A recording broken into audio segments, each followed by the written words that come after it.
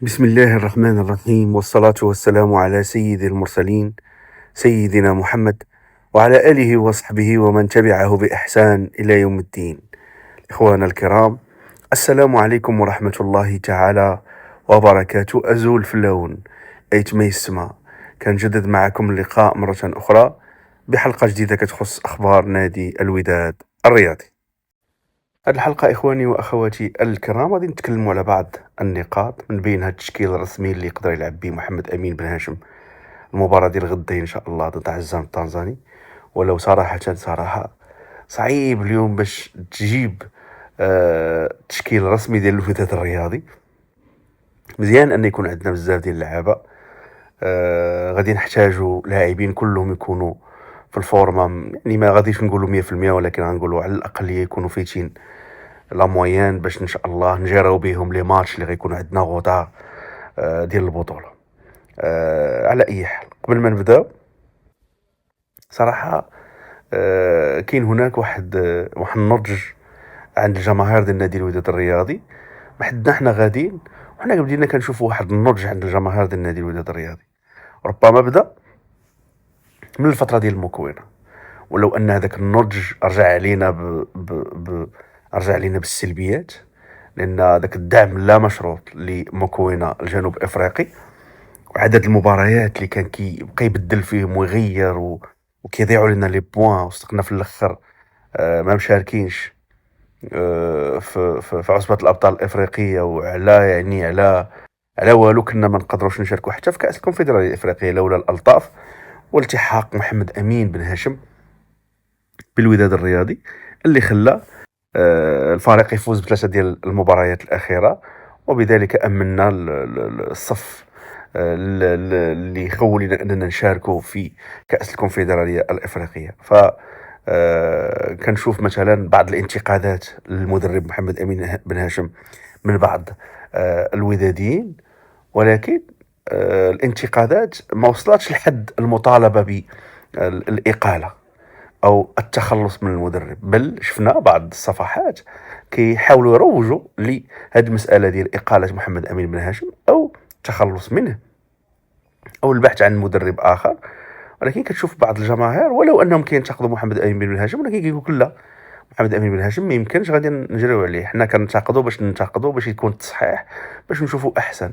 وهذه هي العقليه صراحه اللي بغينا نبقاو نشوفوها عند جماهيرنا، عقليه ديال البناء، عقليه ديال الصبر، عقليه ديال المؤازره. نعم ننتقدوا، نعم نبغيو التصحيح، ولكن كاينين شي حويجات اللي خصنا نكونوا عميقين فيهم ومحترفين في الفكر ديالنا. وبطبيعه الحال اي مدرب ما غاديش يبقى في الفرقه حياته كامله، والمدرب راه النتائج هي اللي كتحميه باش نكونوا صريحين. المدرب راه الا ما كانش كيأدي بشكل جيد مع الفريق وما كيديش نقاط وما كيربحش القاب، راه ما يمكنش يبقى يعمر بشكل كبير او طويل مع الفريق. ولكن حنا كتشوف دائما كنا كنهضروا في هذه المساله، كتشوف ان الفريق يلاه جا كنسوديو فيه، الفريق وقف التنافس واحد الشهرين، بدلنا بعض اللاعبين، مشاو بعض اللاعبين، فما يمكنش تحكم على المدرب دابا ولا تبغي تحمليه ما لا يمكن تحمله. ضروري خصك شويه تصبر، تعطيه واحد الماتشات اخرين، 5 ديال الماتشات، 6 ديال الماتشات دازوا دابا، بعد المباريات في كاس الكونفدراليه الافريقيه يدوزوا دابا واحد 2 ولا 3 ديال الماتشات في البطوله، وبعدها يكون التقييم منطقي عقلاني، والتقييم يستند الى بعض المباريات، تدوير ديال اللاعبين، الاختيارات، التغييرات داخل المباريات، عديد من الاشياء اللي ديك الساعات نقدروا نحكموا بها على محمد امين بن هاشم واش يقدر يوصل معنا مع نهايه الموسم لبعض الاهداف اللي كيطالبوا بها الجماهير ديال النادي الوداد الرياضي او لا.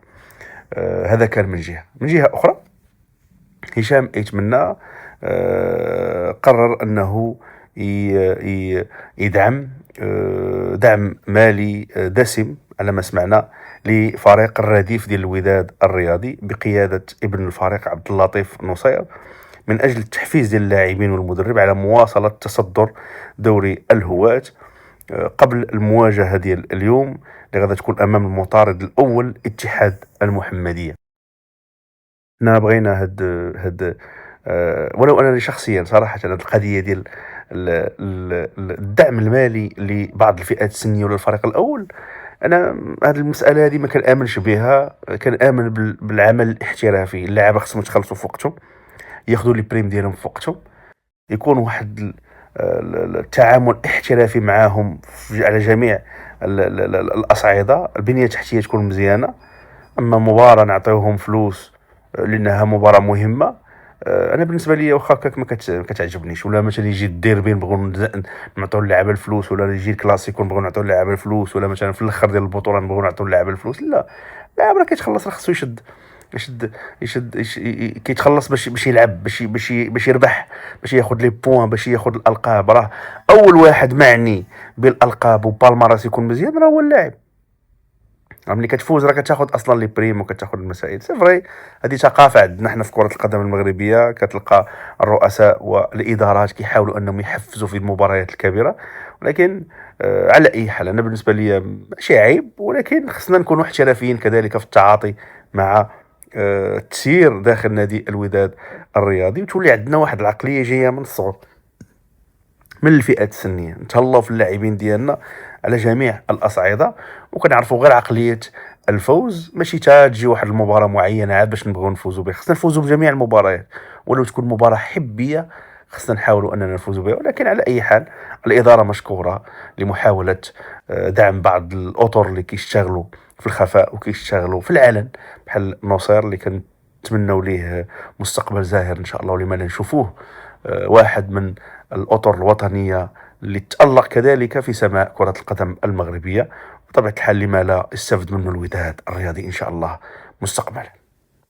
وعلى ذكر الرئيس هشام إيتمنى، وكذلك الإدارة ديال نادي الوداد الرياضي بصفة عامة، وتعاطيا مع الموضوع اللي كنا تكلمنا عليه مؤخرا في الحلقة السابقة، البرمجة العبثية، البرمجة الخبيثة، والبرمجة اللي فيها نية مبيتة لنادي الوداد الرياضي. يكفي أننا نذكر جماهير ديال نادي الوداد الرياضي على أن 27 فبراير الجيش الملكي غادي تلعب ضد الكوديم، ضد النادي المكناسي.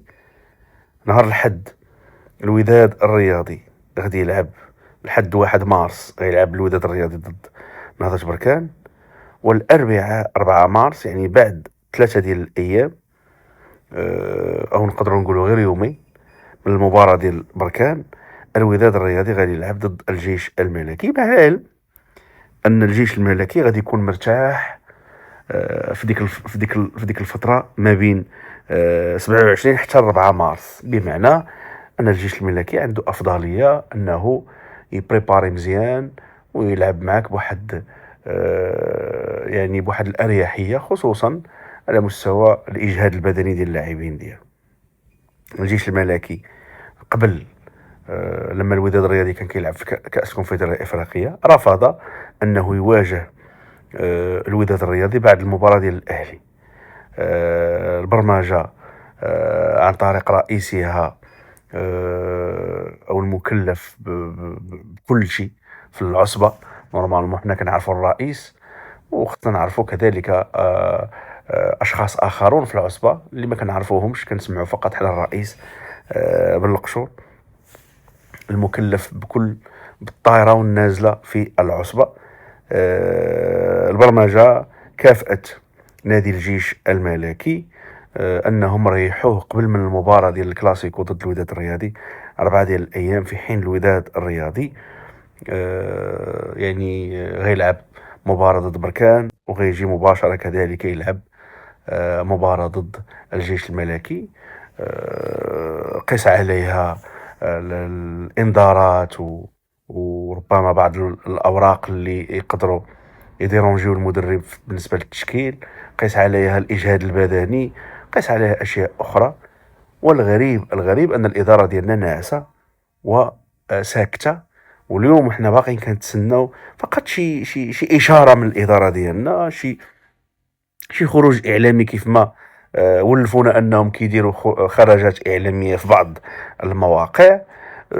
ما كاينش شي اشاره للدفاع عن مصلحه نادي الوداد الرياضي. وانا بالنسبه لي انا خطير هذه المساله. راهي لا الاداره ما بغاتش تدافع على الفريق، راه صدقوني راكم غتلقاو مشاكل مع الجماهير. راه ما يمكنش نانفيستيو فلوس كبيره، ما يمكنش نجيبوا لاعبين كبار. اليوم كتانفيستي، كتجيب زياش، كتجيب بن يدر، كتجيب فاكا، كتجيب موزيس، كتجيب مصدق، كتجيب بيار، كتجيب لاعبين مستوى عالي مرابط، وفي الاخير كتبقى حاطط يدك على وجهك وكتسنى في اللي قاد لك البرمجه كيف ما بغى يقادها تلعب انت. راه ما يمكنش. علاش الجيش الملكي ما بغاوش يلعبوا في المبا في هذه الوقيته هذه اللي حنا كنا كنطالبوا ان نلعبوا باش نحيدوا لنا على الاقل هي مباراه او مباراتين؟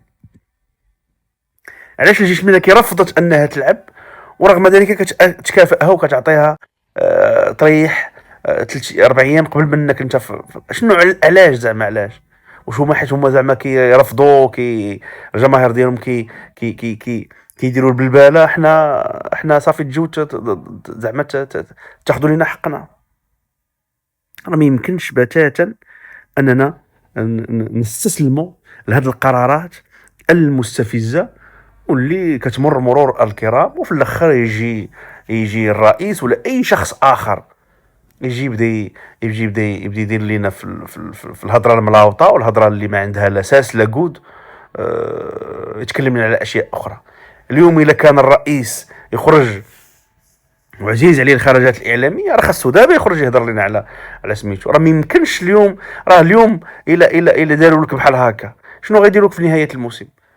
ومازال حنا مازال يعني دائما عندنا داك الهاجس ديال التحكيم، الهاجس ديال منع او منع تنقل الجماهير ديالنا، الهاجس ديال كل مره يقدر يتسد ستاد دونور. يعني لاعب وحاضي من جويهك، لاعب وحاضي من قرارات كتبان لك خبيثه ومريضه وتستهدف الفريق ديالك. والاداره ديالنا الا بقات ناعسه راه ما يمكنش نقبلوا حنا بهذا الشيء.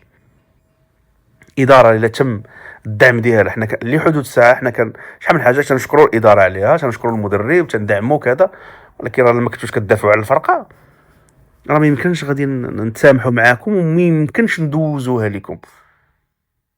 ضروري من الدفاع على الفرقه وما يمكنش، خاص يكون تكافؤ الفرص. سالينا الفيلم ماشي فرقه تمشي تريح 4 ايام وحنا نريحوا يومين ونمشيو نلعبوا مع بعضياتنا. راه ما يمكنش. وجوج فراقي غنلعبوا جوج فراقي اللي كتنافس معاهم، غتلعب مع بركان وغتلعب مع الجيش. واش حنا مدريد؟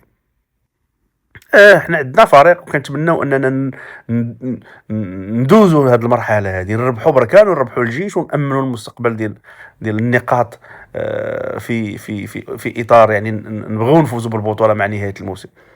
ولكن خاص يكون داكشي دايز مع تكافؤ الفرص. ولا سكتي اليوم على هاد البرمجه ما غيبقاو يركبوا عليك ويبقاو يديروا لك داك الشيء اللي خبيث وداك الشيء اللي كيضر بالمصالح ديالك. وحنا كجماهير انا ما يمكنش بتاتا نقبلوا بهاد الانبطاح وهاد هاد البرود اللي كيسبب لنا صراحه استفزاز.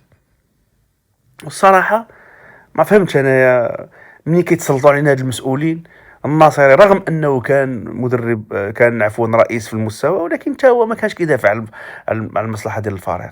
ما عرفتش انا واش كيجيبوكم كديروا شي تعهد مع الجامعه ومع العصبه، ما كتبغيوش تنتقدوهم وتدفعوا على المصالح ديال الفريق ديالكم. كنشوفوا دابا كنشوفوا فراقي دابا ما كايناش السبان والقذف لا في الحكام لا في سميتو، بنادم ما كيتوقف ما والو. في حين الوداد الرياضي ملي كتكون شي حاجه الدنيا كتنوض على الوداد الرياضي.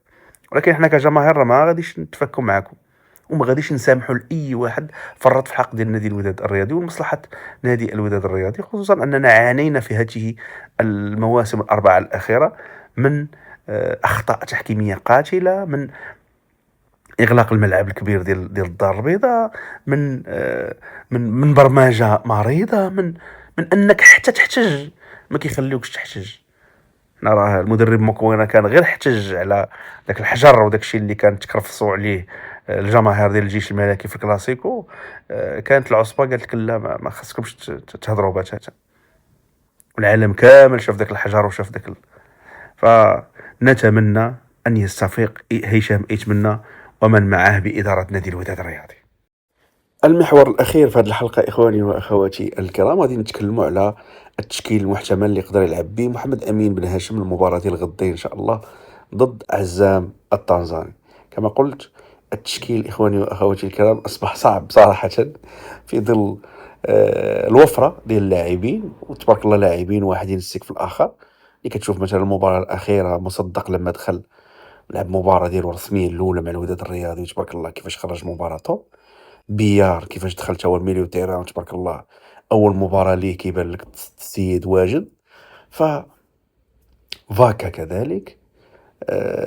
يعني صراحة صعب جدا أنك تخمن التشكيل المحتمل لمحمد أمين بن هاشم بالمباريات اللي جاية إن شاء الله. وأنا كنعتقد أن بعد واحد الجوج واحد 3 المباريات إن شاء الله يلعبوا فيما بعضهم اللعابة. أعتقد على أن الوداد الرياضي غيولي عنده وفرة كبيرة اللي تخلينا يكون عندنا جوج فراقي. وأعتقد أن محمد أمين بن هاشم هذا هو الهدف ديالو، باغي يكون عنده لعابه كثار اللي يعول عليهم لانه عارف البرمجه والخبط ديالها. ضروري خصو يكون عنده جوج فراقي على الاقل يبقى يدير روتاسيون، وماشي غادي فراقي بجوجهم غادي، راه كاين لعابه اللي غيلعبوا الماتشات كاملين باش نكونوا صريحين، ولكن ضروري غيكون واحد الخمسه ولا 4 لعابه نقدروا نشوفوهم كيتغيروا في كل مره كيبدا واحد رسمي على حساب الاخر. على اي حال بالنسبه للتشكيل المحتمل غنحاولوا نجتهدوا فيه، وانتم كجماهير اخواني واخواتي الكرام من حقكم تتوما يعني اللي بغى يتناقش في هذه القضيه ديال التشكيل فعلى الرحب والسعه بامكانكم انكم تحطوا التشكيل المحتمل اللي يقدر يلعب به محمد امين بن هاشم المباراه ديال غدا. بالنسبه لحراسه المرمى ما كاينش بتاتا المشكل. المهدي بن عبيد تبارك الله عليه كنتمناو انه يتالق في قادم السنوات مع الوداد الرياضي صغير السن، وان شاء الله غيكون العطاء ديالو كبير مع الوداد الرياضي. بالنسبه للدفاع، اعتقد على ان المدافع البرازيلي غادي يرجع للرسميه على حساب مصدق هو وابو الفتح، او نقدروا نشوفوا مثلا ابو الفتح يريح ويلعب مثلا مصدق مع فرارة، او مثلا نشوفوا مثلا ادخال اللاعب الوافي، لان الوافي لحد الساعه باقي ما شفناهش في شي مباراه رسميه. والوافي حتى هو راه جاب واحد السومه كبيره، والوافي حتى هو راه لاعب اللي مازال بغينا نشوفوه في الوداد الرياضي، ولاعب صغير السن ومستقبله كبير جدا. بالنسبه لي انا ما نكرهش نشوف الوافي مثلا مع فيريرا، او مثلا نشوف مصدق مع فيريرا. ابو الفتح لعب مباريات تقريبا كاملين، ولو انني كيبان لي ان ربما محمد امين بن هاشم غيلعب بابو الفتح مع فيريرا، ولكن الى خيرت نبغي نريح شويه ابو الفتح ونشوف لاعب اخر، لاننا لما شفنا مصدق كان متالقا. بالنسبه للظهير الايمن عندي ايمان انني صراحه بالنسبه لي مفيد ما كيقنعنيش في الظهير الايمن. بوشواري اتمنى انه هو اللي يلعب المباراه ديال غدا ان شاء الله، ولو انني صراحه لا الظهير الايمن ولا الظهير الايسر لحدود الساعه راه باقي ما شفناش داك الشيء اللي بغيناه. نبيل خالي باقي ما شفناش، كنتمنى انني نشوفو تا هو كظهير ايسر عوض اللاعب بوشتا. كرهت نشوف نبيل خالي كظهير ايسر وبوشواري على الاقل كظهير ايمن. وسط الميدان، وسط الميدان هذا غيكون فيه واحد الصداع بالنسبه لمحمد امين بن هاشم، لان عندك لاعبين من القيمه ديال باكاسو، لاميرات، الصبار، وزيد عليهم دابا بيار، وبلا ما نهضروا قدامهم شكون غيلعب. اليوم عندك جوج ديال صناع اللعب، عندك زياش وفاكا. واش غيلعبوا بجوج؟ الا لعب زياش وفاكا بمعنى انك غادي تولي لاعب غير يا اما بلاميرات ولا بيار، وصعب جدا انك تلعب مثلا بالصبار. شفنا التشكيل الاخير ضد الفريق الكيني لعب بيار وزياش وفاكا. اعتقد هذه المره هذه غيلعب لاميرات ويلعب معاه زياش وكذلك فاكا تتكون خطة هجومية، لأنك تلعب بواحد جوج ديال صناع اللعب، السبعة يلعبها مرابط، ال11 غيلعبها موزيس.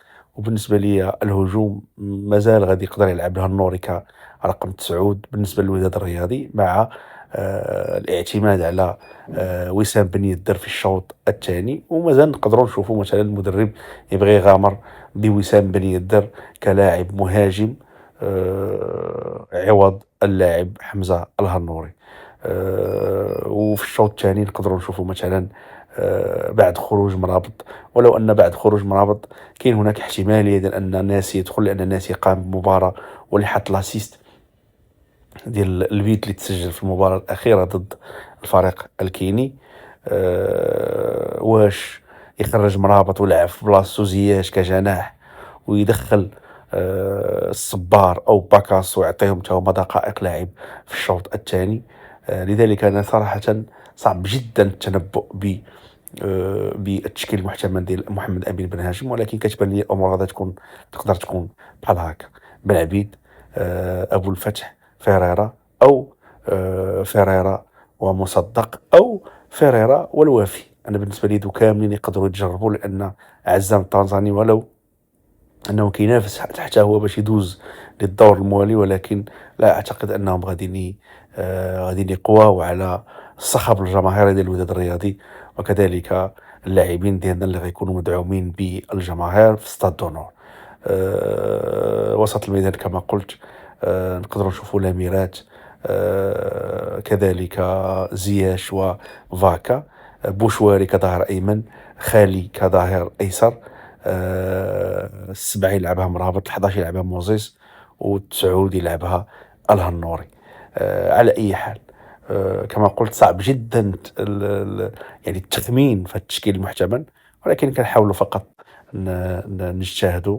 وبطبيعة الحال المدرب هو الذي له ال ال ال ال يعني السلطة باش يختار اللاعبين اللي كيبانوا ليه غادي يخرجوه، ويخرجوا ليه مباراة تكون نقية في المباراة ديال غدا إن شاء الله ضد نادي عزام التنزاني. إخواني وأخواتي الكرام، نهاية أسبوع موفقة بكل ما تتمنون. ديما مغرب، ديما وداد، وإلى هنا انتهت هذه الحلقة.